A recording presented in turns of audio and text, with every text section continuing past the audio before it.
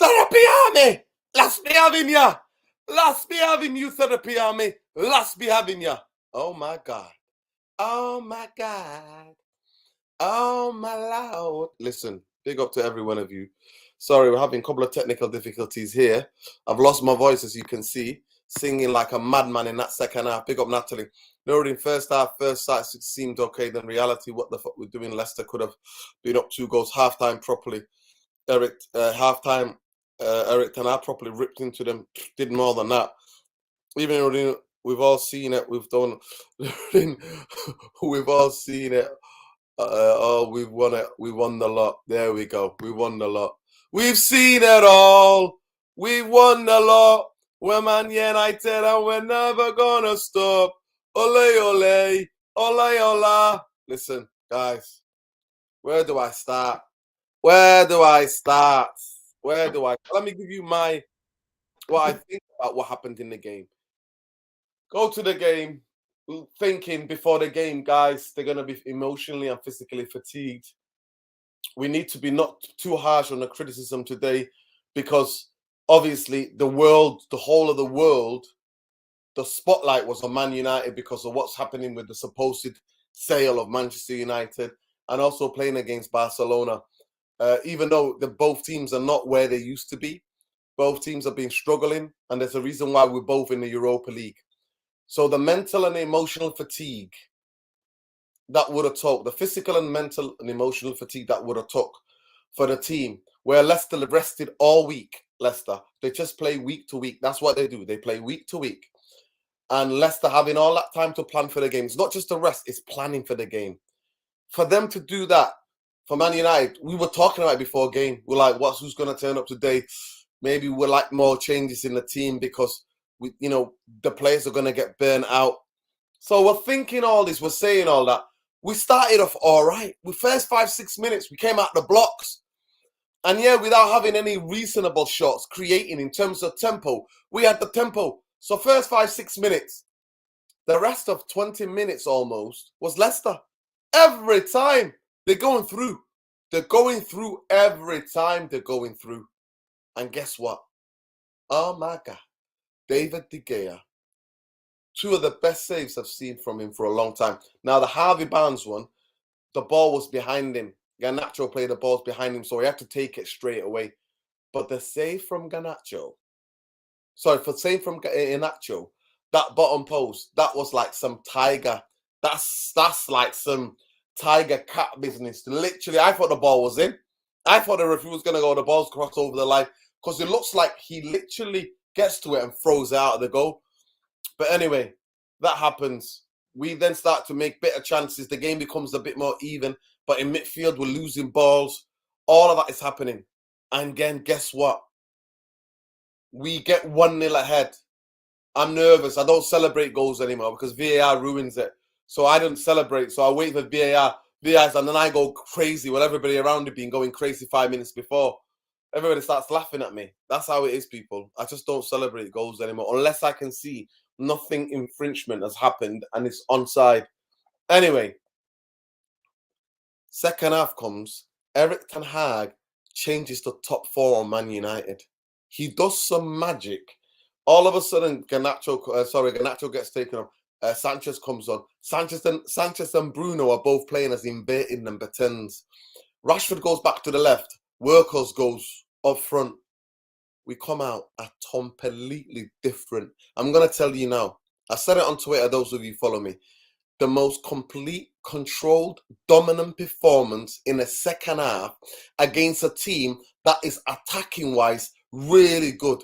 Really good. Their front 4 are dangerous. Their front 4, all of their front 4 could be playing or could be on the bench for any of the top 4. I'm telling you. Madison, Harvey Barnes, Garnacho, who else played on this side? The Brazilian kid. You telling me none of them could be playing for any of the teams in the top 4? They could all be in the top 4. They are top 4 quality, those guys. We bullied them. We controlled them. We created chance after chance. And at the end, there was Olaze around Old Trafford. The tactical genius of Eric Ten Hag has to be said. what he worked out, what he did in terms of personnel and positioning in the second half was magnificent. It was something to behold. So for me, I know that I don't get giddy, but I'm sorry. I'm getting giddy because they've been one of the form teams of the Premier League. They play better. Their away record is amazing. We've not beaten them since 2019 at Old Trafford. So I'm sorry. I'm allowing myself to get giddy just for this game. Now, just for this game, for what I saw in that second half, I'm getting giddy. Knowing that the fixture congestion, knowing that the fatigue, mental, physical, emotional, knowing the flights that we have to take back to Spain and back here, knowing all that while they rested, I'm sorry. That was the most complete, controlled, bullied performance. And Sancho, oh my God, Ten Hag could have played him like any other manager would. Played him to death and said, I don't care, mate. You're playing for your Man United future. I don't care what's wrong with you mentally or physically. You're playing. The club spent 75 million on you. This is what you're going to do. He could have said that. No. He went and took him and said, right, 3 months to get your head right. And today, when he came on, he completely changed that game. Leicester didn't know what to do with him. The fullback didn't know whether to get tight or what position he's taking up. Him and both Bruno were taking up these incredibly attacking positions. And also, when we lost the ball, defensive positions, it was like something I'm like, what the hell is going on out here? So, I am getting giddy, people. I am, and I'm allowed to get giddy just for that. Because I've not seen that in a decade. I've not seen it in a decade. I don't think you guys understand what I'm talking about. I've not seen that in a decade with a fixture conjunction since the turn of the year. Man United play every 3 days. No other team in world football is doing that. We're doing that. So I'm allowed to get giddy. I'm allowed to get giddy on that second half. For me, better than the Spurs second half. Way better than the Spurs second half. Because this is a team for about 20 minutes, 25 minutes in the first half was ripping us to shreds. This was a team that was ripping us to shreds. And if only because of David Degea, we would have been 2-0 down. And they're not like Leeds. We're not coming back against 2-0 down. I'm telling you now, with that level of attack and those guys on the counter-attack, we're not coming back off. We're not coming back off 2-0 like Leeds. We're not. Harvey Barnes and that Maddison and that counter-attack all day. When they're 2-0 up, they're going to counter the hell out of us. So I am getting giddy. On that second half performance, I don't care what Man United do for the rest of the season. What I saw on that football pitch, what I saw was players find gears and find gas that they didn't think they didn't have. I don't know what they're drinking. I don't know what is giving them Ten Hag juice at halftime. I don't know. So anybody tells you, oh, calm down, it's only Leicester. No, you don't understand Leicester, mate. You don't understand. Leicester have been one of the form teams, and I think only second to Brentford, being having the best away record. They've got a best away record, amazing away record this season. Look it up. Look it up. You think I'm lying? I was doing a preview yesterday, and I was telling you about their records. It could have been 6, 7. Weghorst has got shooting boots on and he can get to the ball. It could have been 6 in that second half.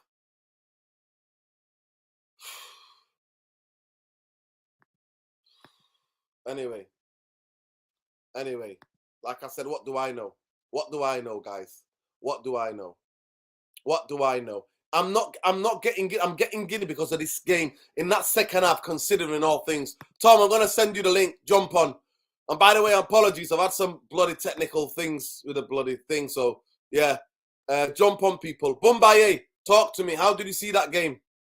Bumbaye, how did you see that game? Are you there? Good evening.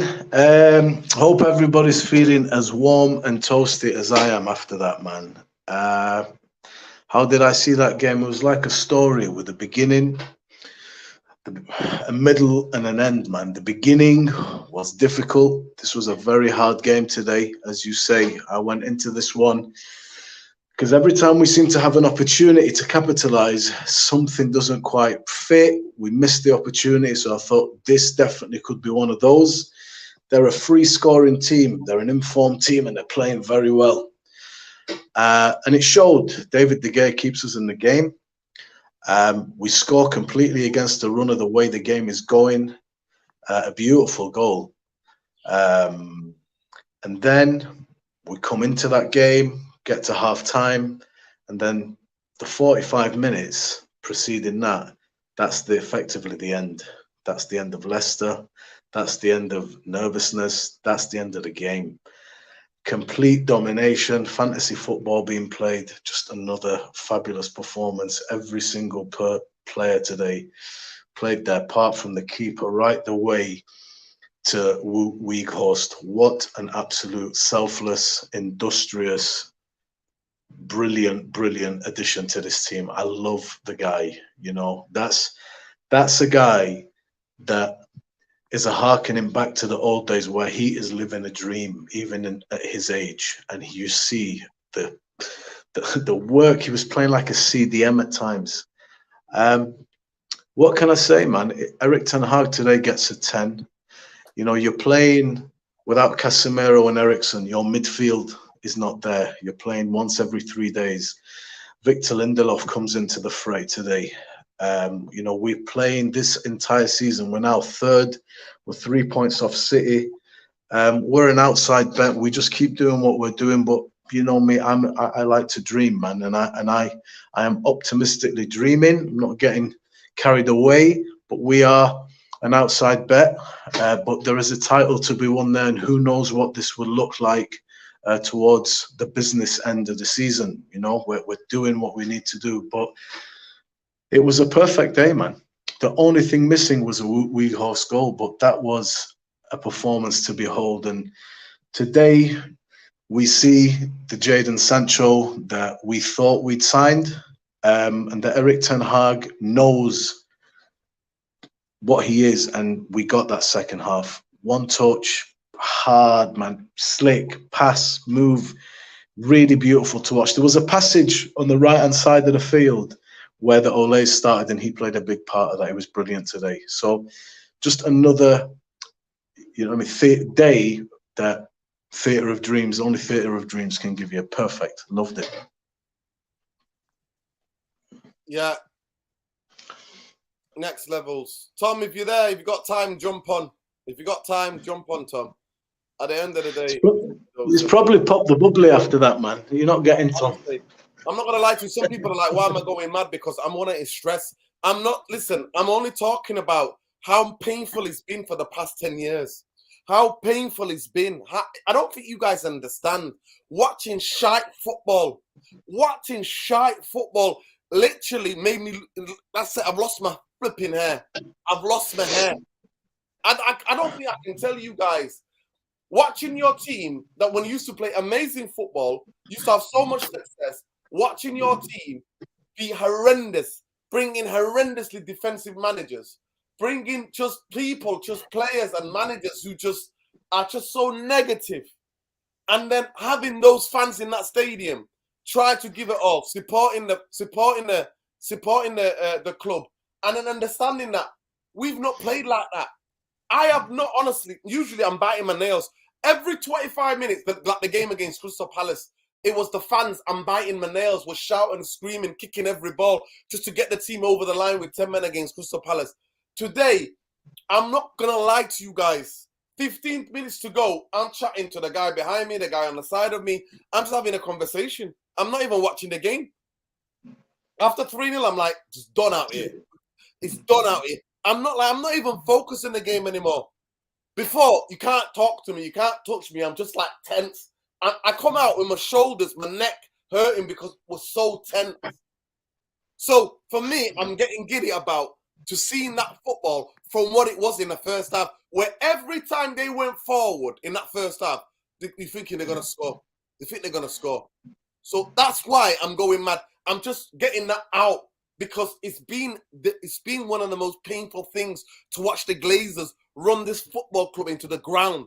I don't think you understand what is happening upstairs and in the background affects directly what you see on the Saturday or the Tuesday or the Wednesday or the Thursday. That is all connected. It's all connected. And don't let anybody ever tell you it's not connected. It's all connected. And seeing Erik Ten Hag and what he's done, I mean, the Stratford end, we're all singing, Oh, Benny McCarthy. Oh, Ben. That's what we were singing. Because we're like, oh, Rashford can finish now all of a sudden. Because of Benny McCarthy, what Benny McCarthy's doing in training. What is, to me, it was something to behold. It was something to behold. And for me, I am allowing myself to get giddy about that. I don't know when I'm allowing myself to get giddy about that. That is what I'm getting giddy about. Because I did no way, the way the first half went, no way did I expect having, like I said, having to play every 3 days, having to flown to Barcelona, having to emotionally, and I can't stress enough, people, if you've not played football, then you don't know. To play emotionally, physically, mentally, like to get yourself up for Leicester after you've just had Man United when 2 o'clock in the morning, around 2 o'clock in the morning back in the country. Right? Friday, they've had what? Just recovering. They come into training, all of them ice baths, recovery, warm downs. Guess what happens? They have Saturday, only 1 day to prepare, while Leicester have had 5-6 days to prepare for the game. That's the difference. It's not that the players, if the energy, the momentum, that they can be up for it. It's about how you prepare for these tactical games.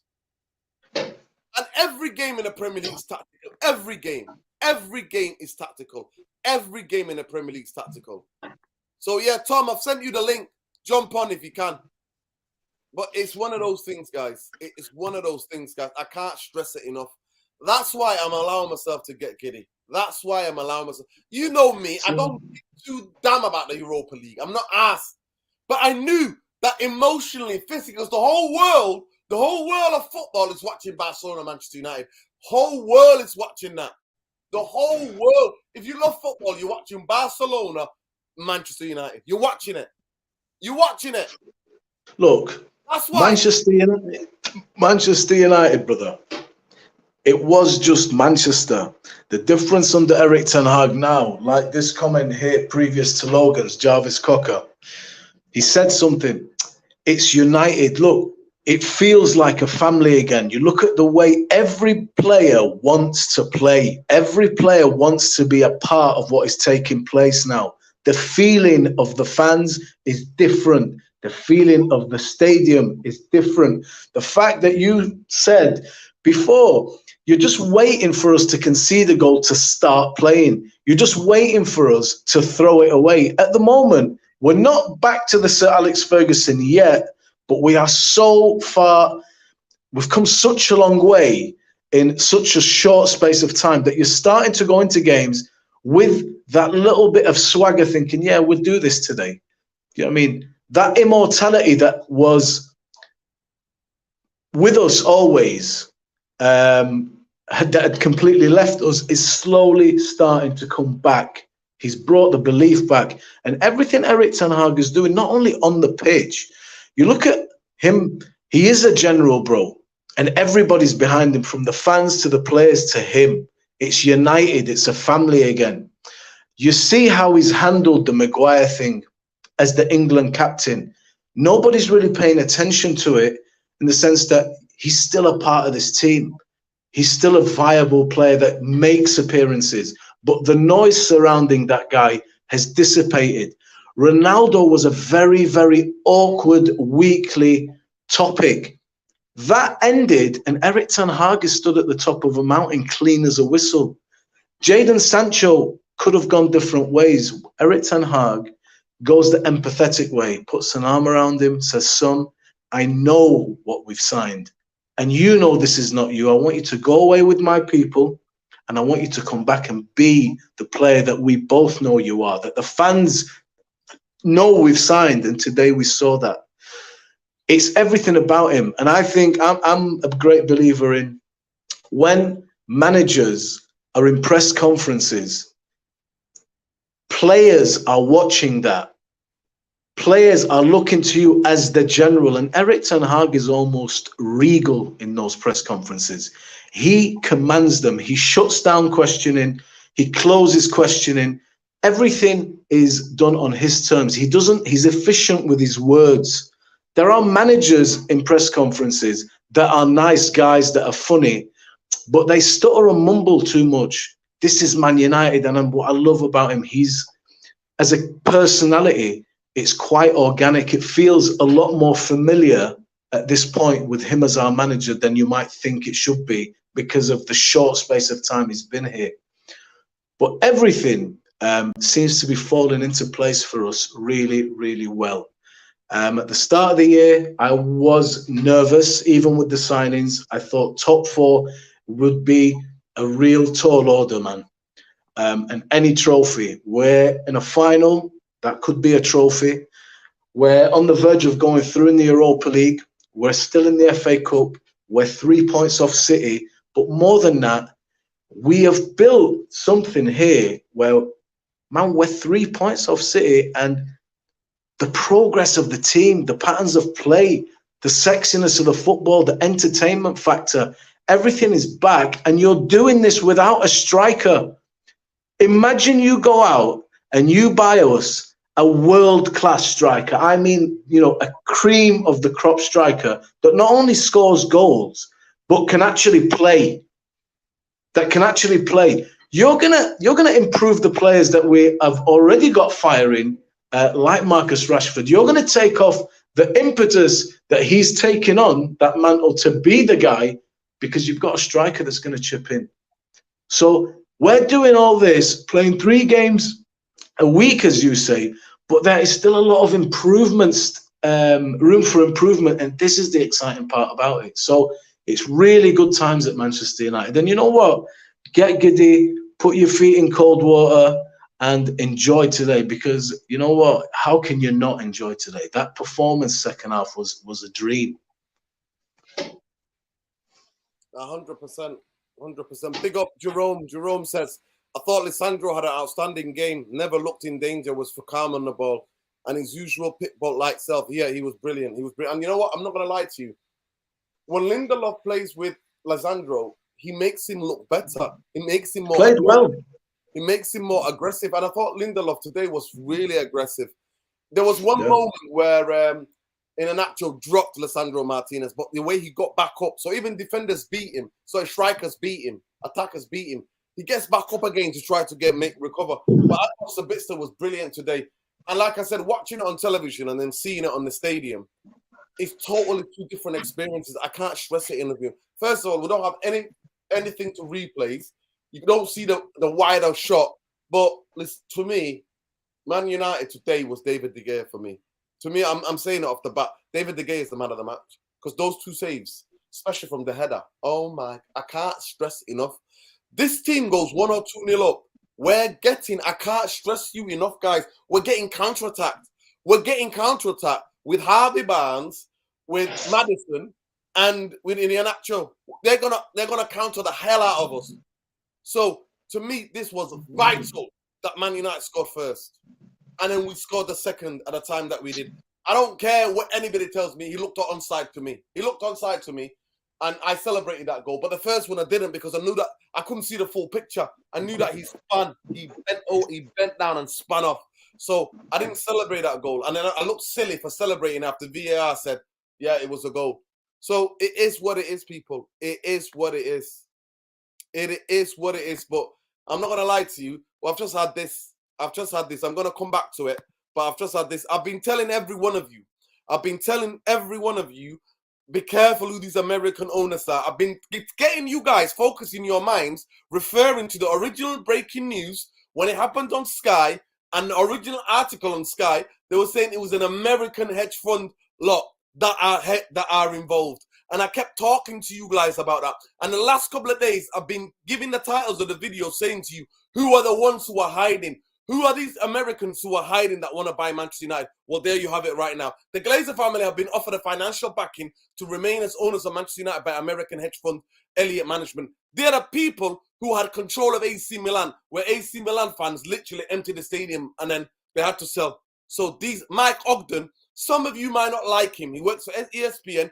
He was right about Erik Ten Hag. He was the first one to go. Erik Ten Hag's coming to Man United. So believe it, whatever you want to believe. See it as a maybe, or it might be the Glazers wanting $6 billion. Listen, at the end of the day, it is what it is. At the end of the day, it is what it is. At the end of the day, it is what it is. So I just want to, that is just something to come to. We're going to come to that. But I want to talk about the game more. What is your thoughts about the game, guys? What is your thought about the game? I'm not asked about this bid, so we can talk about the game. What's going to happen? The Glazers don't want to go. Abraham and Joel do not want to sell. The rest of the other Glazers want to sell. But the other 4 want to sell. There's 6 of them. 4 want to sell. The 2 Muppets want to stay. So it is what it is.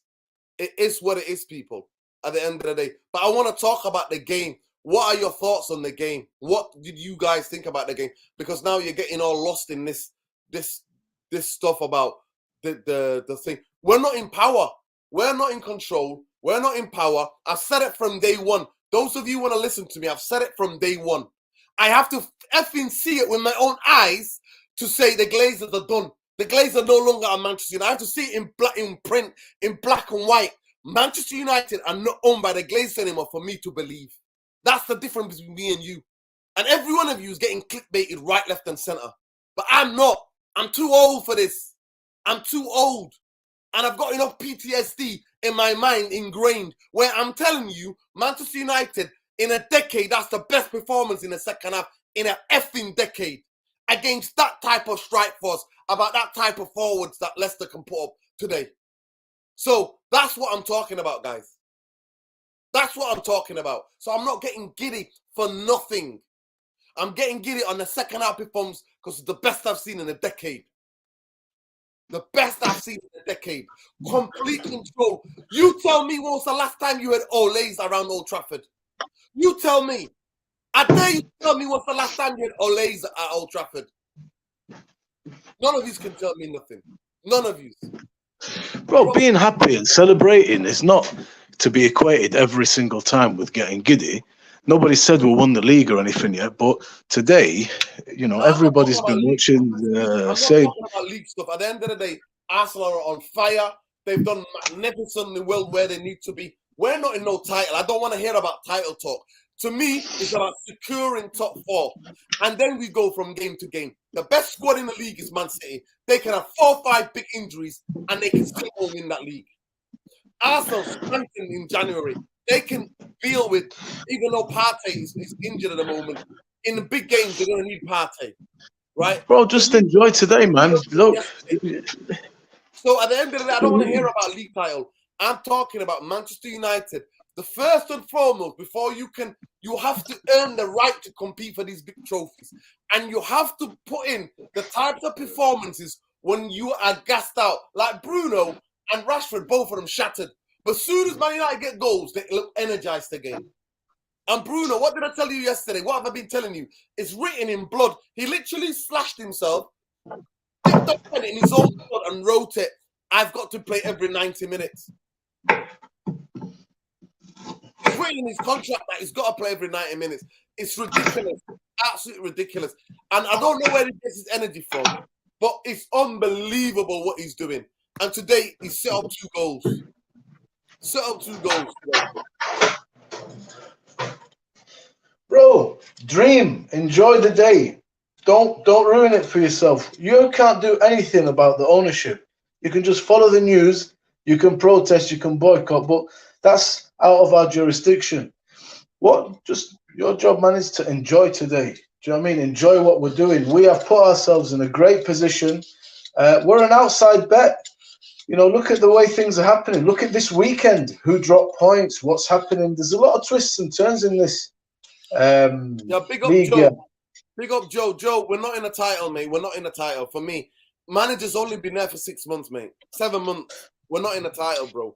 And majority of this squad is not his players. So we're not in no title, bro. Your team, your manager, it took him 3 years to be able to have a team that can maybe put a title challenge in this season.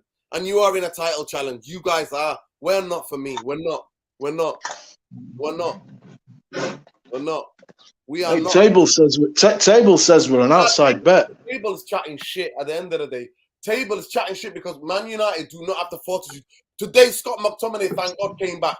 We had 2 midfielders out for the season. 2 of them out for the season. Then we've got Anthony Martial. He might as well be effing out there for the fucking season because he's no show nowhere. Then Anthony's picking up injuries. So we've got 5 players out. That's what we have. We're gonna get suspensions. We're having only one player scoring all the goals. That's what we've got. We're not in no title challenge. Get that out of your head. Relax, guys. Relax. Listen. Be happy that there's progress. That if we can get a half an hour like that control, because the way the game was hectic in that first half was crazy, for us to have a total control in the second half. I think David Degea made 1 save from Maddison in the second half, if I can remember. Bro, what's the problem if people want you know what, dream a little bit? You know what? Nah, bro. You shouldn't let that. You shouldn't let that bother you or make an absolute dismissal. I'm sorry, Bombay. This is where you completely disagree. Man United in no title challenge for the manager being there for 7 months. We're not. But we know what he would be if you back him in the next couple of years. He can be somebody who's up for the title challenge in 2 years' time. Like literally be seriously contending for a league title. Like seriously taking it to the last 3 games. That's the type of I think personally, man, you look at the way the league is now, and Manchester United, I think it's okay to have a little bit of optimism and a dream and just take a game at a time and think, you know what? We're there. We're 3 points away from City, 5 away from Arsenal.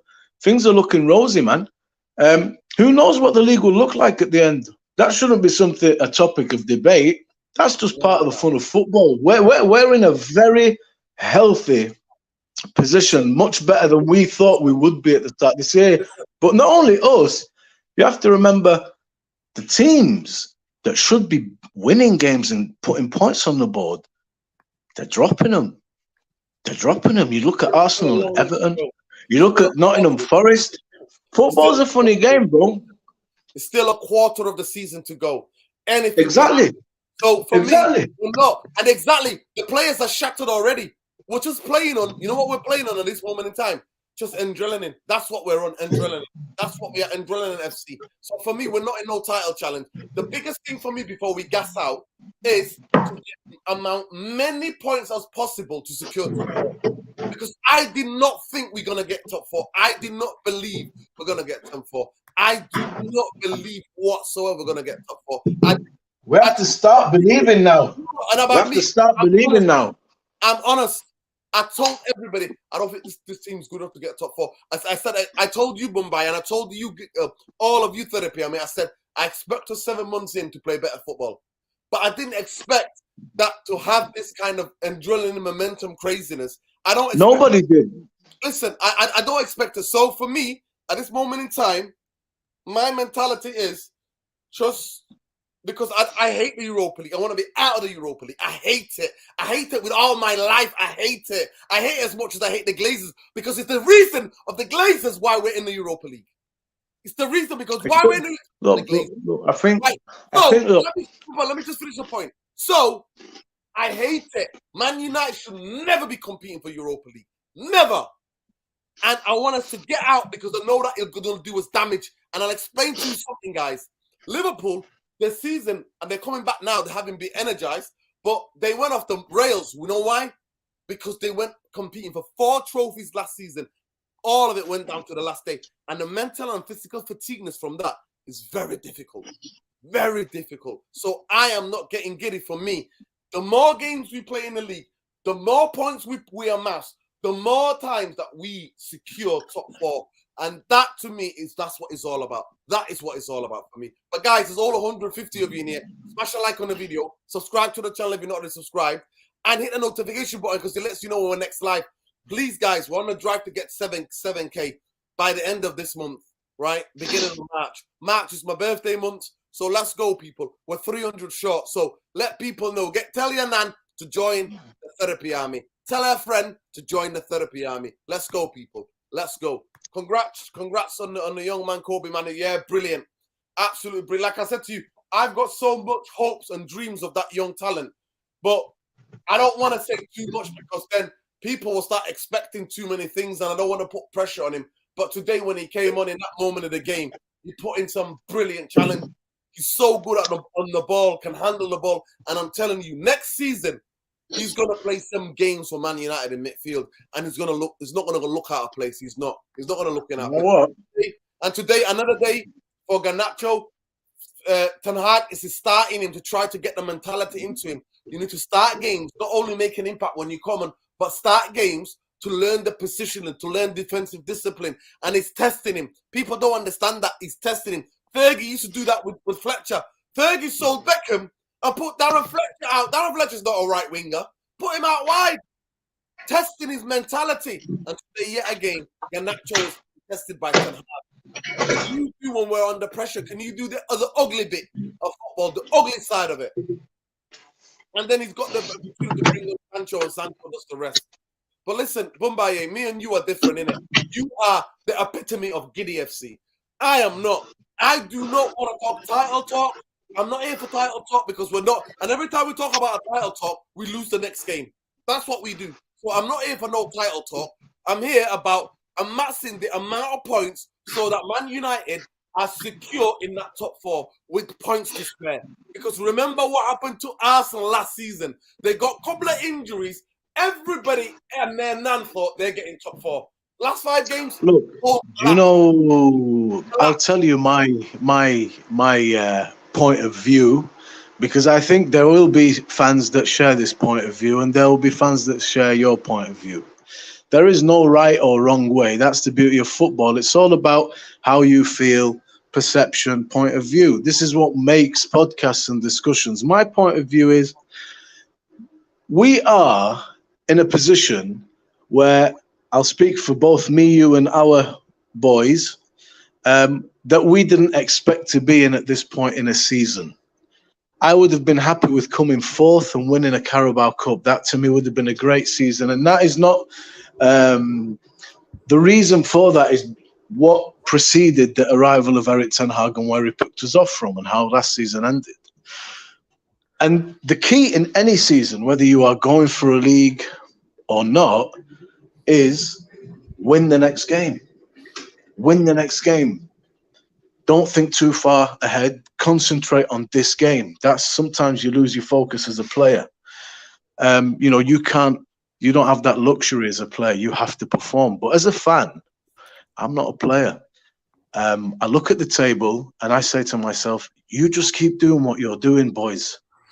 You just keep doing what you're doing. And who knows what this table could look like, in 6 weeks' time. Who knows? But right now, because of where we are at the moment, because of how things are going, not only with us, with teams around us, you start to be able to have the luxury as a fan, not as a player, to think, yeah, man, we are outside bet, but we are, right there. It's past Christmas. It's February. 3-4 games down the line, maybe there's only a couple of points in it, fine. But if it goes the other way, then we didn't lose anything anyway. It's just part of the enjoyment of a season. It's part of the emotions. Football is emotion. So that's my take on it. It's not about always, I'm not getting giddy, you're getting giddy. That word giddy, I don't really know what it means. Like, what is it? Getting excited?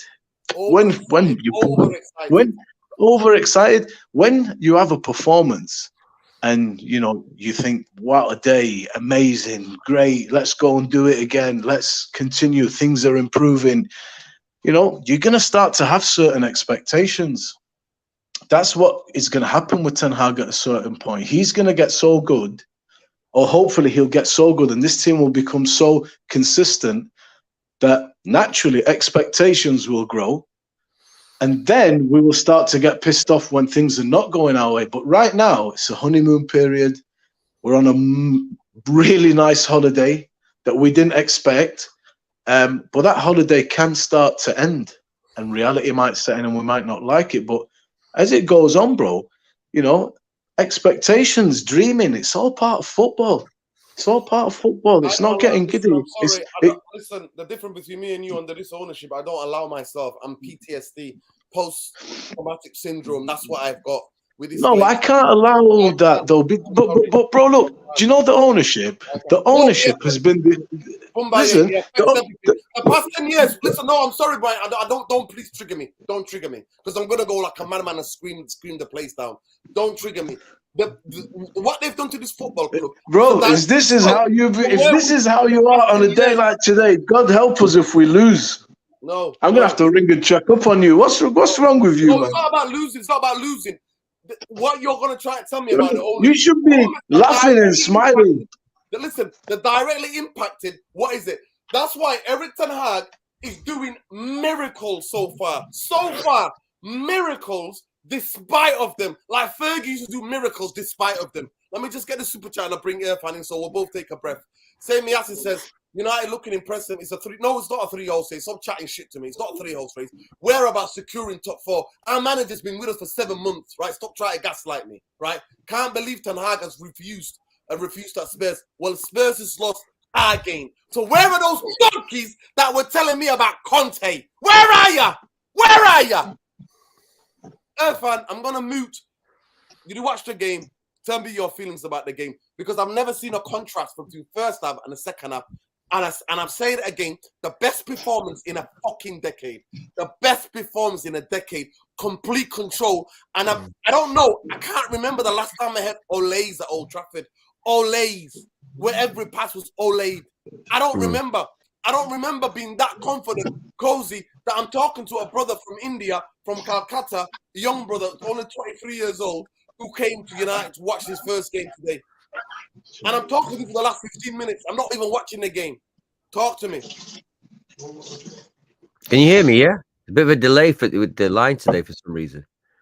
No, you're good.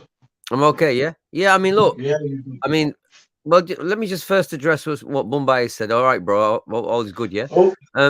Why I'm with Nuruddin, I will get to the game in a minute, is because you saw today that we can't win a league with Weghorst in there. You just can't. It's impossible. You saw it today with your own eyes, right? You cannot win with a guy like that in the number 10.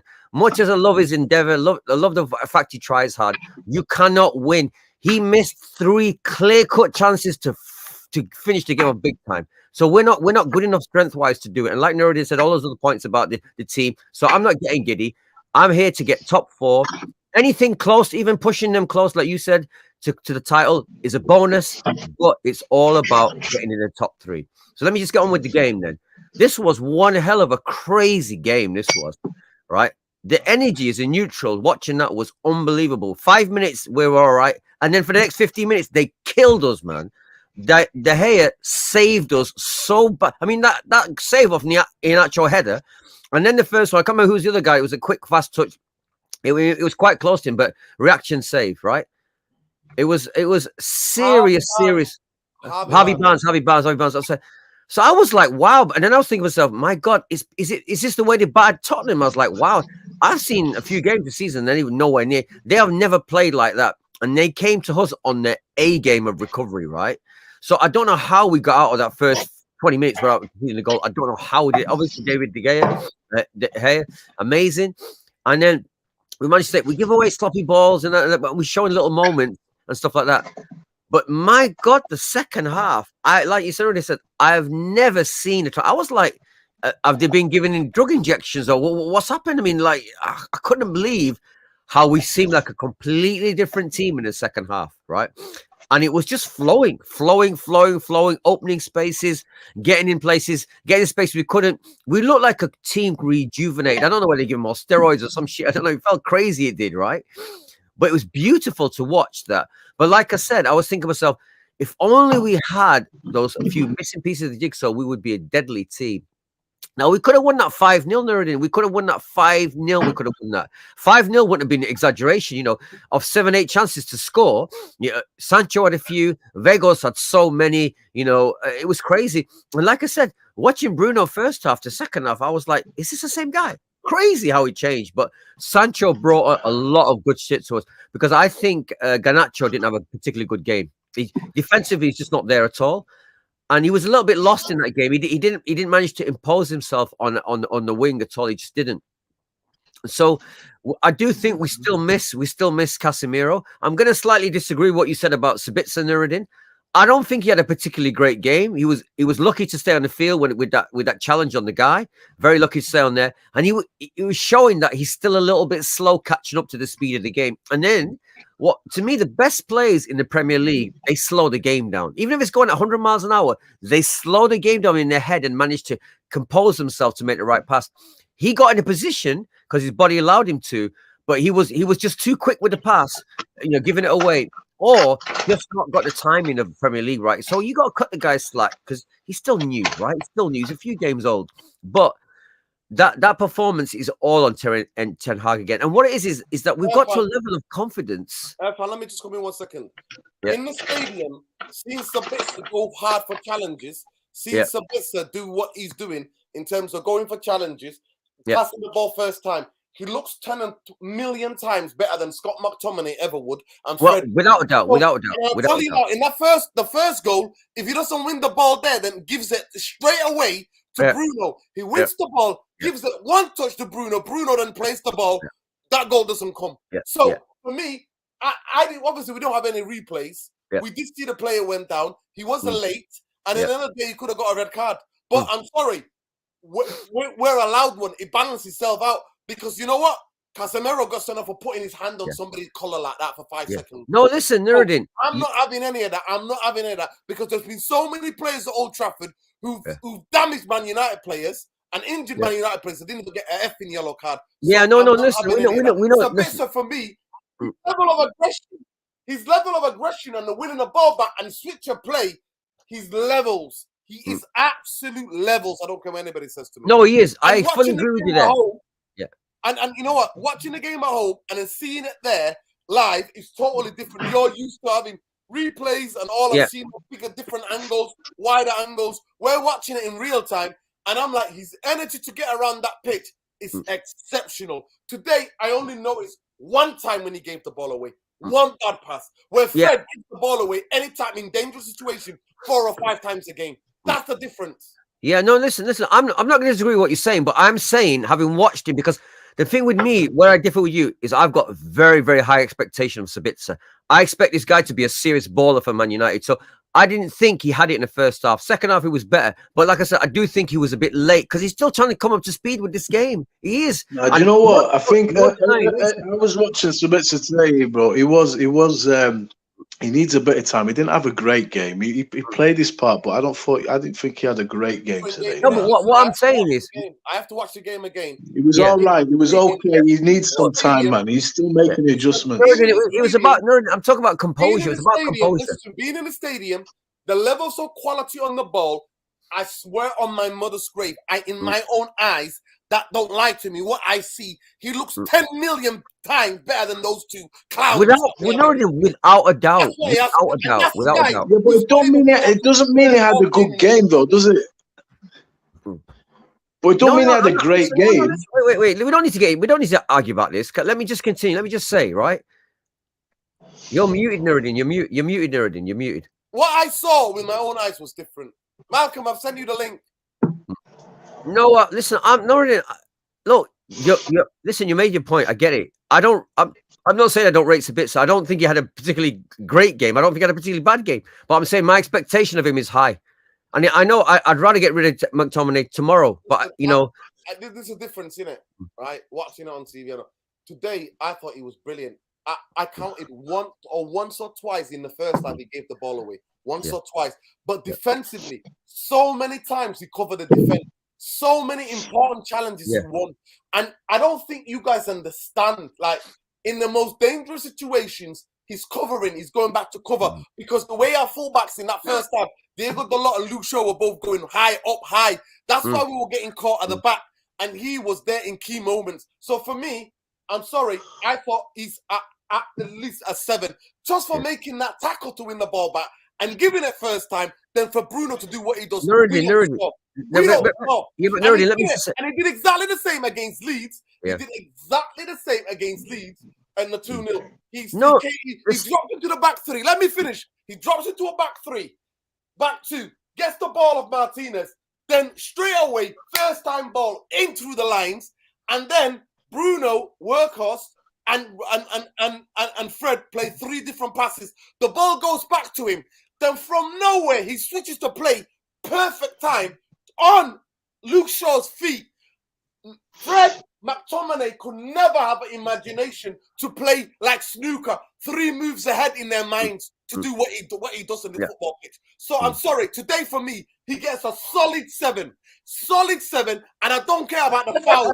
I don't care what he fouled, because that's what I saw. Now, I will apologize to you two and everybody else when I watch the game, because what I saw with my own eyes, he was in perfect positions, and at times, Fred and Bruno were nowhere to be seen in midfield, and Weghorst, they were nowhere to be seen. Weghorst is the biggest slow motion guy ever. I never thought Man United would sign a player that's slower than Maguire. Maguire, it looks like a 100-meter sprinter compared to Weghorst.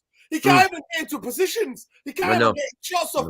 You know what I've got to say to him? He worked his absolute heart out, and that to me takes a long way. When you run for that shirt, when you leave everything on that pitch, that takes a lot from me. And today, if he had a shooting boots on, he could have scored a hat-trick. But carry on, Ed. No, listen. No, right, listen. Say Massey is just having a laugh with us. The football was like champagne football of Fergie. Yeah, the second half, not the first half. The second half was good. No, I mean, it's interesting how Zane's changed his tune. But what I'm saying, though, look, Nuruddin, like I said, I'll repeat, I have very high expectations for Sabitzer. And let's be honest, he's not playing in that position. He's not a DM. He's not, he's not, right? So, but even in that position, he's still way better in some ways of what parts of Fred games, and all better than all of, to me, McTominay's games. So let's not listen. I'm not a hater of Sabitzer. I love this guy. I'm happy we got him, okay? I want us, if he improves and shows the level is, I wouldn't mind buying him. But look, this is a small point, right? The main point is that when everyone's expectation is different, right? I didn't expect us to come back and win that game 3-0. I was happy with 2-0, but Rashford got his 2. I was like, let's see this out. So you have to admit, it was a great game to watch. And the way they came at us, Nuruddin, I was impressed by them. I won't lie. I was very impressed with them. They've got fast, tricky players everywhere. Even the defense looked better. So this was an amazing win. But this was a win that revealed how confident we are at the moment. We're in this flow. We're in this beautiful flow. And you said it. You haven't seen that kind of fluidity and joy and sort of attack sort of penetration that from United for a long time. And it's confidence, and football is a confidence game, like I said. But I'm with you about the fact that we rely too much on Rashford. We need another goal scorer. But we're knocking on the door of, like you mentioned at the time, we're knocking on the door of things that we're not meant to be doing after 6 months or 7 months. We're ahead of the game for 7 months. So I don't like to get giddy, like you say. It was great to watch. It was really great as United fan to watch. It was beautiful, especially the second half. And it must give the team more confidence and desire and hunger to say that if you can get outplayed for that part of the first half and still come back a different team with the fatigue issues, with all the shit in the background, with all this stuff going on, I think it's incredible team. It was a reason to get giddy about where United are today. Like I said, it was. But the title, forget about it. Let's not waste our time with that. We're here for third. I know United fans like to dream, but if we run it all the way to the top, great. But we are not there yet. And you're right about Weghorst. He does give everything, Nuruddin, but they were on beIN Sports. They were slagging him off. They were calling him guys. This player from the 70s arrived 2 years late for the pass. They were ripping him, right? Those guys. And but I love the fact that he gives everything for the shirt. He really does give everything for the shirt. And like I said, it's a shame because he's one of them players that you need people with desire, but it's such a shame that he hasn't got the skills and the speed, especially in this fast Premier League game, which is the fastest game of all the games, to be there, because he just looks exposed all the time. When we need to just finish something off or whatever, he does get exposed. So I don't want to be too hard. I want to summarize by saying we did really well today, and I'm very happy that we're growing. But when you see moments like where we got like torn apart and without a goal, we got lucky against Leicester, I'm worried a better team might slap us from that point. We weren't able to come back. That's my only concern with this game, Nuruddin. That's my concern. Yo, big up, Tom. I'll try to send you the link. And can I just say one last thing, Nuruddin? What Mr. Bumbaye said before in his opening speech, I think he was absolutely spot on about the Ronaldo thing, how Ten Hag handled Sancho, all the things he said in that thing. I was listening to it, I was driving here, absolutely on the money. On the money. You cannot underestimate how Ten Hag has handled all the BS that was in behind the scenes in the club. He gets 10 out of 10 for handling this Titanic that had been falling big time. He deserves major credit for being able to do that, because no manager, I don't think any other manager could have done what he's done so far in terms of just handling the BS behind him. I really respect him for that. And Mr. Bombay absolutely nailed it when I was listening to that on the way in. So respect, man. Right, big up everybody. Big up Sammy. Arun, good to see you, Arun, bro. Hi, fun, bye. Yeah, man. Big up Sammy Assi for the super chat. You know, my best friend at school was called Arun. Ah, Yeah, nice. Arun Malhotra, my best friend from school. Yeah. Okay, very cool. I know about 5 Aruns. I know about 5. I've got a lot of friends in India, Arun as well. I saw when you say Arun, I'm like, wow, which one Arun is it? Which one? Right. Big up Sammy Assi. Just want to get the super chat. Never mind the Champions League final, Europa League final, Arsenal versus United, Saka versus Rashford, Rocky versus Ivan Drago. I don't know about that, but big up Sammy Assi. Welcome Malcolm and welcome Malcolm and welcome Arun to the stream. Malcolm, quickly, then we'll move on to Arun. What did you think of the game? How did you see it? Let me quickly sum it up, and then we'll go to Arun. How we see it. Big up everybody, guys. There's 170 of you in here. Smash a like on the video, please. Subscribe to the channel if you're not already subscribed. Hit the notification button because it lets you know when we're next live. And those of you who are getting too giddy about the Glazer sale, I'm sorry, but the news coming out tonight is not good. Anyway, go ahead, Malcolm, quickly. How did you see the game? Brilliant game. Especially in the second half, I thought we capitalized on the deficiencies that we had in the first half. The first 20 minutes we looked bad. Leicester just, I thought we gave Leicester a lot of space to create. They got behind behind the two center backs, Lindelof and Martinez. So I don't think we had like a clear cut chance. I'd say until Rashford scored. So first 20 minutes wasn't looking good, but the second half, unbelievable. Ten Hag made the changes that he needed to do, that he needed to make. Brought Garnacho off. Brought in Sancho, and the game changed. The game changed completely. And then also added in McTominay. So I don't think I've ever seen Man United, play that good in a very long time. Like this is generally probably the best I've seen United play, and we've gotten so used to seeing us get battered by teams like Leicester, Wolves, teams that are like mid-table. But today, we put in a brilliant performance. This is like a statement performance. Just to say that we have to cement our position in the top 4, and I think we did that today. So to me, brilliant performance from the guys, and we won to Barcelona. Yeah, big up Malcolm. Arun, talk to me. The game started off really positive the first few minutes, and obviously Leicester in the form that they are in, scoring four goals two games in a row. I was expecting them to cut us open because there was no Casemiro and no McTominay, so there's a little bit of lack of physicality, and it was easy for them to cut through us. We just had to make our saves. We just had to defend our situations.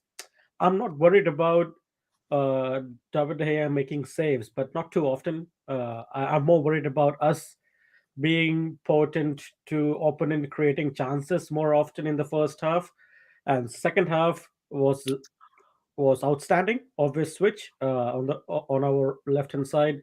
Alejandro wasn't tracking back, and he had to switch something. He just moved Rashford to the left so that their defenders don't come to our half. They worry about Rashford, and it paid off. Sancho with a good link-up play in the middle, and they had 1 or 2 chances after we were leading 3-0. It was nice. In these days in Premier League, it is tough to find a team that dominates both half of the game. No matter who you are, even Man City, except for yesterday, they don't dominate games like that anymore. So as long as we keep picking up points and keep defending and saving those shots and try to avoid opponents creating chances, we are good to go. Yeah, man. Listen, at the end of the day, for me, it's a joy. That second half, like I said to you, honestly, I had a brother from India, only 20, I think 21 years old. It was like his dream come true. A brother from Calcutta sat next to me today, and he was just absolutely just in awe. He was taking everything. He was just taking it all in, and it's so joy to see something like that. He said to me, "My dream come true," and I said, "Bro, that second half performance, you bought it all. They put in a display on for you." And shout out Mundo as well. Mundo was at the game today, and Mundo absolutely loved it. Last time Mundo came down from South, he watched us. He watched Man United Liverpool when we got beat 5-0. So today the boys tried to repay him back at least. You know what I mean, with the performance. So big up to Mundo as well, and big up to every one of you people, man. At the end of the day, I thought today Man United did what we had to do. I think that first half, it was even, and they could have been 2 or 3-0 ahead in the first half. Somebody's trolling, innit? Look at this guy here. Very disappointed with Degea today. I love when rival fans come and try to banter us. It's important week. Important week ahead, bro. Like, important. Of course, it's important week ahead. But for me, the games will take care of themselves. At the end of the day, the cup final. You know what I think about the Europa League. I'm not asked about the Europa League. And for me, if Man United win, it'd be good for Eric Ten Hag. I'll be happy for Eric Ten Hag and the team. But to me, a League Cup means nothing for me. A League Challenge means a lot more to me than a League Cup. A League Challenge, right? That's me personally. That's me personally because of those 2 trophies. What I think about those 2. That's my own personal feelings. If Manchester United lose next Sunday, I promise you, I'm gonna be all right. I'm not gonna be disappointed. I've never been disappointed. Okay. I've never been angry. I just think it is what it is. But I'm not. I don't go into league games nervous or Europa League games nervous. I don't. My body doesn't. League games, I'm biting my nails. FA Cup games, I'm stressing out. Counting them down the minutes. Even though we're playing Reading, I'm like, come on, United, just doing that. Champions League games, exactly the same. It's just for me, Europa League and League Cup, I don't get the same sensations, and that's personal to me. Now, I'm not saying to everybody. I know what it would mean for this group of players who've not won any trophy with Man United. I know United have not won for 6 years or whatever trophy. I know that Eric Ten Hag, it'd be good for him. But for me, I promise you, if we lose next Sunday, I'll be on here and I'll be like, well, that's just what it is. But if the FA Cup, I'll be absolutely going apoplectic because I get so nervous about the FA Cup. Well, I have a totally different relationship I have with the FA Cup than I have with League Cup or shitty Europa League. Yeah, it's for me, next Wednesday, no? FA Cup. If we get beat by Barcelona, to me, we have nothing to prove. Nothing to prove to anybody. I don't ever want to be in that competition ever again. But that's just me. Yeah. So go ahead, Arun. What you were saying? No, I was saying the next 4 games, according to me, because the next Premier League game is Anfield away, 5th of March. So next 4 games is a knockout round for me. Like, so Barcelona, if we lose, we're out. Cup final, if we lose, no point. West Ham, FA Cup, Old Trafford, if we lose, no point. So if we win those games, if we come out with solid wins, it will really boost the confidence of fans and the players themselves. They will start feeling like winners, and you never know. Like, we're building towards the right direction. It just needs to be on track. Like things like first half should not happen. But I'm really looking forward to the end of the season. %. Malcolm, who was your favorite player? Let's get into the player ratings quickly, guys. We're gonna have to do it quickly. Big up YUFC. We completely destroyed Leicester in the second half. Was when Arsenal struggled at Villa Park and was down twice. City drew with Forest. Wow. Anyway, big up YUFC. Thank you so much for the super chat, bro. Malcolm, I'm gonna go with you, David De Gea. What are you giving David De Gea? David De Gea, I'm gonna give him an 8. That save in the first half was unbelievable. I thought it crossed the line at some for one moment because I saw the referee. He was looking at his watch, like, oh, okay, I think we're going to go down. But yeah, great save by De Gea, and then also the first one from Harvey Barnes, like, that was an incredible save. Like, this guy, I think, has kept us in the He's kept us high in the table. So you have to give him his props. You have to give him his flowers. And yeah, he's performing for us this season. This season he's performed for us. So I'm gonna give him an 8. What are you giving him? 8. 8. For me, I'm giving him a 9. Haroon, what are you giving him? Yeah, let's fix at 9 and move on. 9 is fine. Bumbaye, are you there? What are you giving Degea? Yeah. I give him an 8, bro. Okay. I'll go. Irfan, are you there? What are you giving? Yeah. I give him. I'm going to give him a 7.5. Okay, he gets a 9 from me. He's man of the match. No, because he didn't have to do much in the second half. My 7.5 is all in the first half. They're deadly safe. Yeah. Listen, the game, Man United do not win this game if David Degea does not make those saves. True. I promise you now, guys. I promise you now, against that top 4 that they've got, the 4 attacking players they had on the football pitch, they're not Leeds. The counter-attack they have is devastating. It's really good, yeah. If you would have been 2-0 down in this game, we're getting caught again and again. That's why he gets a 9 from me. Diego Dalot, I thought he was a lot better than he was at Leeds, so I'm going to give him a 6.5 for me today, or 7. Some people can give him 7. Yeah, 6.5. I mean, he still looks not match fit, but he played a bit better. I mean, he missed a great tapping. Let's be honest, he missed a great tapping. Left foot, he could have gone with his left foot. Bumbaye quickly, the lot. 7. Okay, 7. 6.5. Lindelof, what are you giving? Go on, Haroon. What are you giving? What are you giving? The David Dalot quickly. Dalot 7, Lindelof 7. Malcolm 7. for both of them. Lindelof as well. Oh, I thought you were just asking for the law. Okay. Dalot and Lindelof.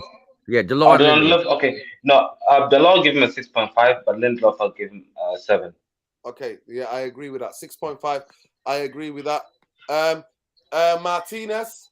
Hang on, Nuruddin. Lindelof, I'm giving a 7 as well. I think he got into it. Like I said, aggression was helped by Martinez being aggressive, made him aggressive. So I give him a 7. Bumbaye, what are you giving Lindelof today? I give him a 7. Okay, so 7 for me as well. He gets a 7. Lindelof. Martinez for me gets 7.5. At times he was so good, man, on the ball. There was one time where Garnacho dropped him with a bit of shoulder and skill. He got back up, got back in position, aggressive as usual, winning the ball, and he was so unlucky not to score to make it 2-0 with a header. So I'm giving him a 7. Irfan, quickly, what are you giving him? Well, I'm giving him a 7 because I loved it if he scored a header. I think he should have scored a header. Won't lie, Nuruddin. He came at it too aggressively. If he come in a little slightly softer head, he could have easily just placed that in. So I give him a 7 for that. But I could have been a 7.5. Okay. What are you giving Luke Shaw? I'm going to give Luke Shaw a 7.5 today. I thought he was a threat throughout the game. And I thought he had a really good game. So go on, Irfan, quickly.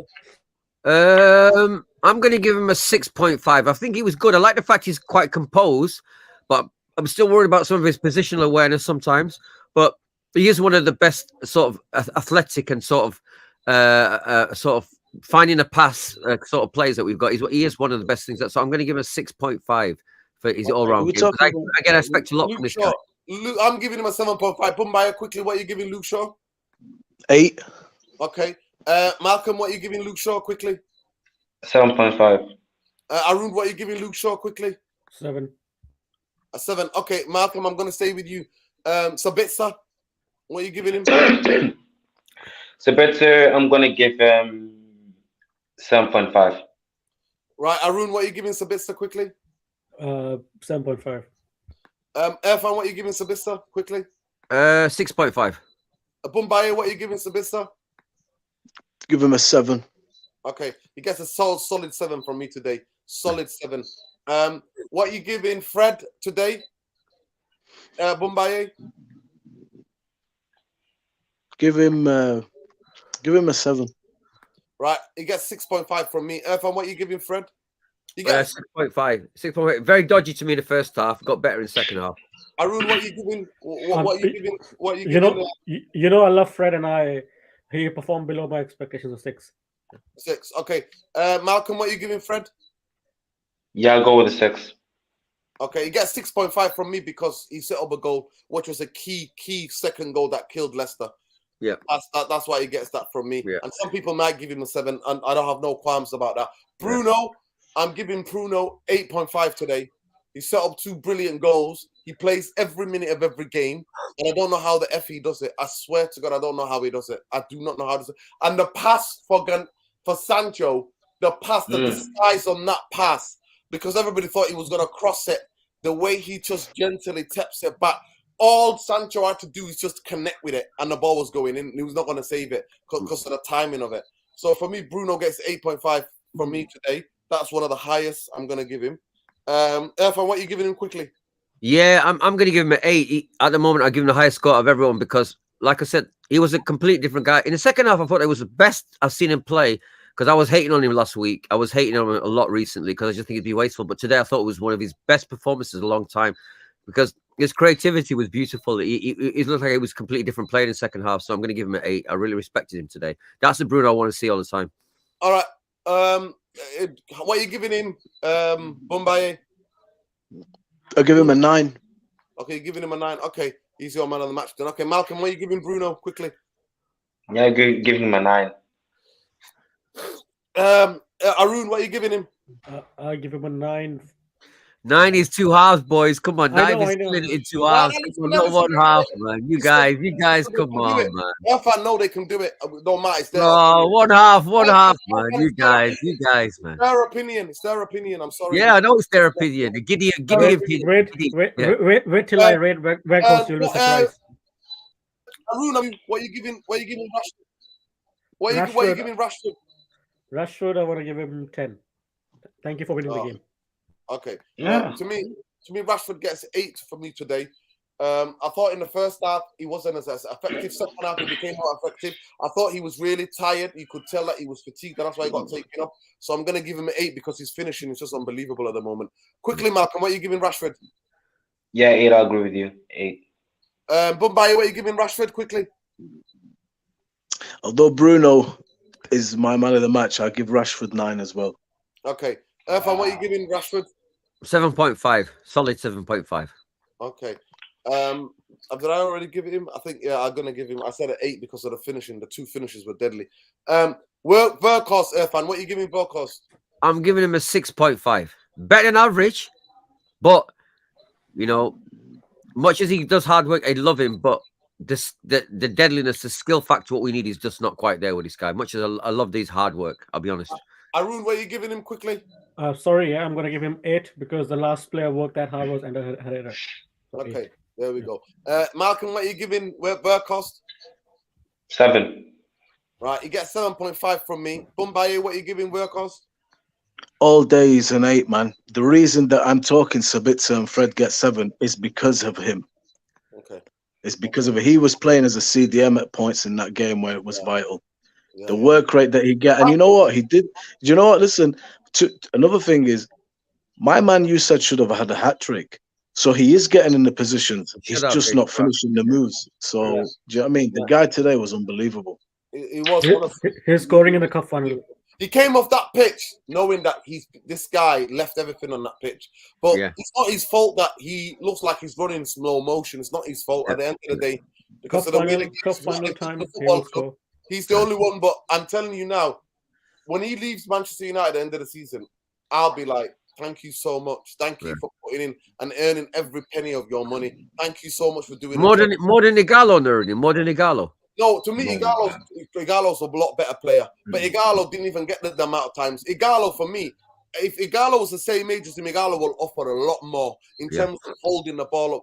But for me, this guy, the tackle that he made in that first half when the guy was about to shoot, the way he slid in and won the ball so cleanly, I couldn't believe it. 93rd minute. He was tackling in the 93rd minute. No, he is. Honestly, you know, like someone said they got the ratings all wrong, right? But no, it's all right, Ev. No, it's fine. It's fine. I agree with you. Like I said, it's just a little bit of different perspective. That's all. It's Man United. It's not. We're not Leicester. We're not flipping thinking we're Man United. That's all I'm saying. Quality, we need the quality. But at the end of the day, some of these players under Fergie, players like O'Shea, Phil Nevin, they weren't incredible quality, but they used to do a job. But Nurdin, they had but you know what? O'Shea wasn't quick by any means. No, he wasn't.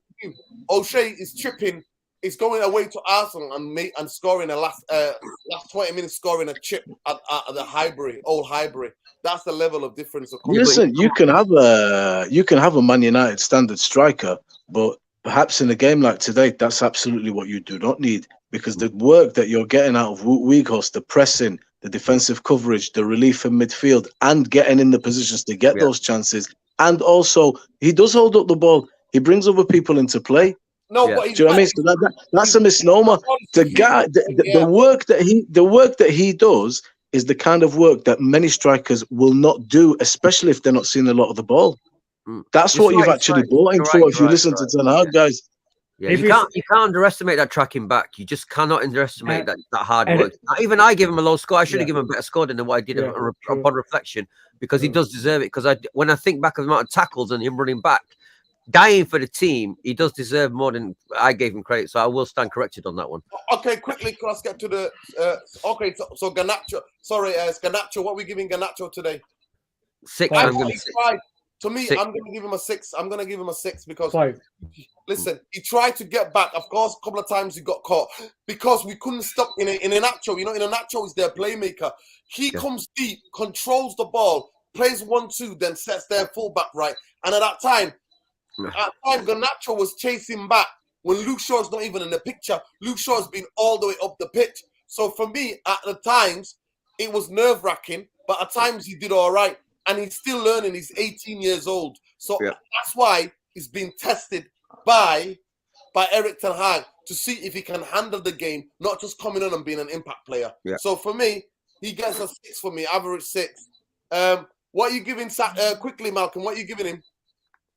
Garnacho. Garnacho, what are you giving him? Yeah, I'll give him a 6. Just about. No. About 6. Quickly, no. We're going to finish. We're going to finish. Stay there. 2 more minutes. 2 more minutes. Stay there. 6? You giving us 6? Yeah. Mumbai, what are you giving Garnacho? 6. Irfan, Garnacho? 6. Arun, Garnacho? 5. Arun, I'm going to stay with you. What are you giving Scott McTominay? 6.5 for me. Scott McTominay came. 7 for me because I felt more secure with him. I felt more secure in the second half. Yeah. Okay, so 7. Everybody looked good in the second half. Irfan, what are you giving McTominay? Sancho. Oh, McTominay, I give him McTominay 6. What are you giving Sancho? I'm giving Sancho 7. I thought it was better. McTominay's too safe for me. He's just a safe order. He takes a safe option all the time. That's why I don't. I've got a lot. Sancho for me, changing the game gets an 8 for me. Changing the game, and that goal he scored was amazing, brilliant. The positions he took up today was incredible. That was more close to the real Sancho. We're getting closer to the real Sancho. What are you giving Sancho quickly, Arun? 8. Malcolm, quickly, what are you giving Sancho? 8. Bumbaya, what are you giving Sancho? Bumbaya, go with an 8, bro. You're going to go with the 8. Okay, what are you giving 8? Okay, what are you giving Kobe Manu, the young midfielder, 17-year-old? Well, the 18, I think he's still 17, if I'm not mistaken. What are you giving him? Give him a 7. Yeah, I thought the tackle that he made. Did you see the tackle that? Did you see the block, the shot that he blocked from Madison? That was a brilliant way he read it, put his body on the line for this young age that he is. Irfan, what are you giving Manu quickly? Kobe Manu? I give him a 6. I think a 6. All right. 6. Good to see him on. Good to see him on the pitch, though. Good to see the guy on the pitch. Arun, what are you giving him? 7. He didn't look out of place. 7. Malcolm? Yeah, 7. He got into a space like in an area to score. So I'm gonna give him a 7. Yeah. Okay, for me personally, we'll go around quickly. Who was your man of the match? But my man of the match was David Degea. The importance of those 2 saves told the story, set the trend for performance. If they score 2 goals, we're not coming back. I'm telling you now, they're gonna counter-attack the hell out of us. We're gonna concede more goals. So for that alone, David Degea is my man of the match. Irfan, who's your man of the match quickly? Bruno. I got to give it to Bruno. Okay, Arun, who's your man of the match quickly? Bruno. Who's your man of the match quickly, Malcolm? Yeah, Degea. Who's your man of the match quickly? Bruno. Bumbaye. Okay. Bruno. Eric Ten Hag today. What does Eric Ten Hag get today? For me, he gets a 9 from me. He gets 9.5. He gets, because you know what? tactically how we changed the second half, where we took complete control of the game. I have never seen that. I have never seen a coach do that. What he did. What was the reason though? Games in a row. What was it that did it though? What was it that he switched? He bought on Sancho, played him as the inverting number 10. Bruno inverting number 10. Both of them they got confused. Rashford went out wide, and then Weghorst went back to being up front. Striker, yeah. He changed the positions of the 4 top players, and that completely bamboozled them. And all of them were interchanging in terms of interchanging, and that gave us the biggest impetus, because Bruno kept popping up on the right, sometimes on the left, sometimes in the middle, sometimes he was the furthest guy forward.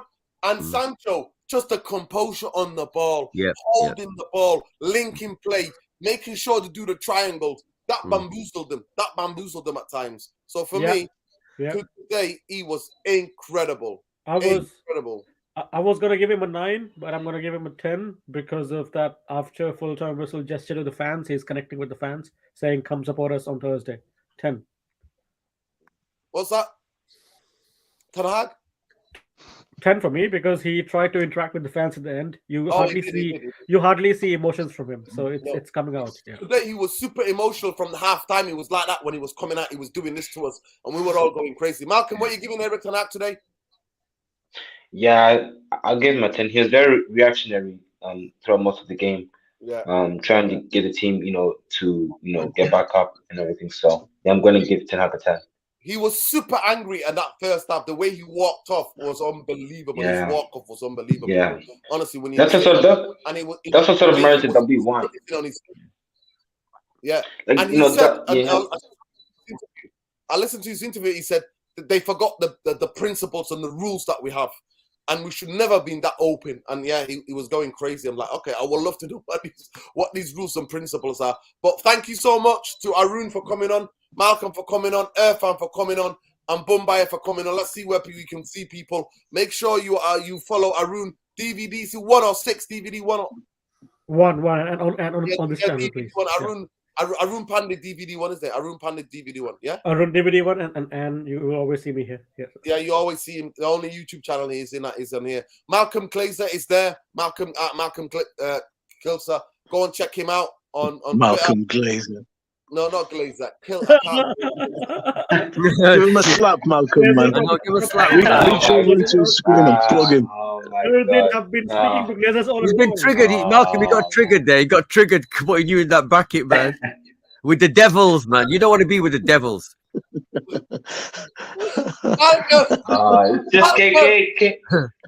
Just really down right there. Listen, Malcolm. Listen, Malcolm. I can tell that you're the kind of guy that can take that diss from him and go, not me. I know you got more style than him. Don't worry, we'll kick you already later on. Don't worry, Listen, I'm telling you now, I say all sorts of madness things because I'm dyslexic. And when I'm tired, I'm fatigued. Ask Irfan what we were doing. Nuruddin, it's from last night. Listen, guys, we were partying last night, right? I didn't get home till 6 in the morning. And Nuruddin was going crazy last night. He was partying like a madman, like he's 18 years old last night. So adrenaline, I'll give him that. He cut him some slack. I got the video. I saw the videos today. This guy was going crazy last night partying. I don't think you guys understand. It was one of our really good friends. We lost one of our dearest, good, close friends. A beautiful soul. We did, yeah. It was a beautiful guy. Paying a tribute to him. And last night, people came from all over Britain. All over Britain. Came from everywhere in England, yeah. So this is a continuous thing. We're going to always match. Yeah, we do it every year around his passing. We do a party to celebrate him because I brought him to Manchester over 25 years. I brought him all the time. He was an amazing DJ from London, and it was quite emotional for us to see him because he was loved. He was one of the Londoners that the Manchester people, we loved this guy. In a very warm guy. So that's what came out last night when he was Nuruddin. You could see a lot of people felt very emotional because he's such a charismatic guy, beautiful man that he passed away. His name was Phil Asher, beautiful man from London. You know what people don't say? You know, when people pass away, people say, "Oh, that person's so good." People, I just say this is what this person was, a human being. Human beings are emotionally complex. But for me, everything we've known about Phil, because Irfan introduced me to him about 16 years ago, and I'm not lying to you. He became one of my favorite people because when you're around him, it's this beautiful energy. Just way about him. that he will have a laugh with you. Malcolm's got it too. Malcolm's got a bit of it. Malcolm's got that lovely vibe, man. Sunshine vibe. He's got it too, man. Yeah, and you know what? He's just a beautiful soul, and we were totally in a shock. Yeah. Only 52 years old. We were in total shock during lockdown. He had a heart attack. So yeah, it was horrible what happened to him. Yeah. Last night it was very emotional, a lot emotional for a lot of the things there. And at the end of the day, I love music, people, and I'm telling you, I love music. Music and football are the two things that saved me from myself. That's all I'll say to you. I'll stop there. The way the party went, and the way the second half turned out made it a great weekend. It made it a great weekend. Oh my God! Listen, I'm not lying to you. I bounced into that stadium today. I was like, I can't cycle. I'm gonna be too tired, too fatigued. And Degea makes those two saves. I'm like, we've got to win. And by the way, congratulations to David Degea. Today, I think he broke the record of the amount of 180 clean sheets, something like that. Yeah. So big up to David Degea. But I'll say, you know what? Up the Reds for that second half. I'm not seeing a second half performance in 10 years, people. That control, that good. So big up to every one of you. And Irfan Rainey, make sure you follow him on Twitter, Love Bit in Politics. Also, lots of music on Instagram. So make sure that you check him out on Instagram. Bumbaye, you just catch him here. He don't behave in any of that kind of social media stuff. But you can tell by the photo that he's got. He's in the mood. I told you about Eric Ten Hag. I was telling him about a great picture, that Mr. Bumbaye. I love your image that you've got. I love that image. It's a great one. He chose well. I kept telling him about Eric Ten Hag. I kept telling Eric Ten Hag was a special coach, and now he believes. So it's all good. It's all good, people. Wait, Nordy, can I just say one thing? I'm sure in the chat earlier on, it said that Tottenham turned this guy down. Is that true? Someone in the chat said yes. Like apparently he did like an interview, and I think like apparently like he failed because they felt like he didn't speak enough English or something like that. Really? Yeah. He didn't have enough charisma, they said. Are you being truthful or are you making it up? Honestly, come on. No, this is truth. This is true. Nah, you know what? No, I was just on Saeed's channel, and apparently they had brought it up, and so I think Saeed just brought up the whole thing up, and so I was like, oh, wow. So yeah, that's to me, if I'm Tottenham, that's a massive loss. If I'm a Tottenham, that's a massive loss, because if I'm Tottenham haven't won a trophy in for God knows how long, and so if Ten Hag was in that Tottenham team, they're to me Tottenham are a different team. They're like different. So yeah, that's but like listen, he's not Tottenham. He's here. Like I said, and that's why I said to people, were telling me about Conte.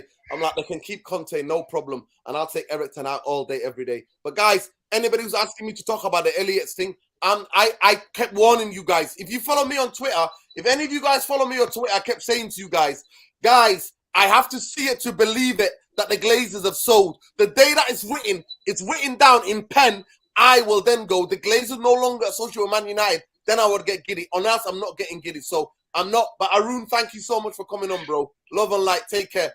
And that's all I have to say about that. Second half performance of Man United today, brilliant. I loved it. And may it continue. That's all it is, people. But big up to every one of you. And love and light to all of you. At the end of the day, if you follow me on Twitter, people, that guy Red Devil, I keep telling the fans who are these secret bidders. Who is this? And I kept telling people, reminding them, the original news when it broke on Sky, it basically said that it was an American consortium were favorites to take over Manchester United. And then there was all these other rumors that Avram and Joe Glazer want to stay, but the rest of the Glazer family want to sell. So at the end of the day, that's what it is. That is what it is, people. Yeah. That's what it is. Big up Alfie Kennedy says, my dream is Eric Ten Hag as manager, Ralph Ranieri as a director of football, and Van der Sar as a CEO. Well, let's see what happens. But big up to you. Big up, Malcolm. Love and light. Take care. Big up. Take care, people. Good night. Win, lose, or draw. Glazers out. Bankers out. That's all I say. Win, lose, draw. Glazers out. Bankers out. That's all I'm going to say. And we'll know the rest. We'll know in the next couple of months. So for me, I've been battling with the Glazers for 18 years. I'm happy to wait to see where this thing plays out. But I'm telling you, the Glazers do not want to go. They do not want to let go of this. But Manchester United need $3 billion in investment for the next 7 to 8 years. stadium, training ground, a stadium for the women and the youth in Manchester. That's what's going to happen, and that's not going to change. That's not going to change, people. So big up, love and light. Take care. Peace. Take care, people. Good night. And we'll catch you in the next one. Glazers out. Bankers out. Bristol bankers out. Qatari bankers in. No chance. Take care, people. Good night. It's been a brilliant match review. Nuruddin danced naked when the Glazers are gone. I'm telling you, I'm going to start streaming. Oh, God. Yeah, everything on show, mate. Everything on show. Take care. I hope we get arrested, but it is what it is. They know they can't outbid the Qataris. The 5 billion is coming through the back way. Peace, love, and light, people. Take care. Good night.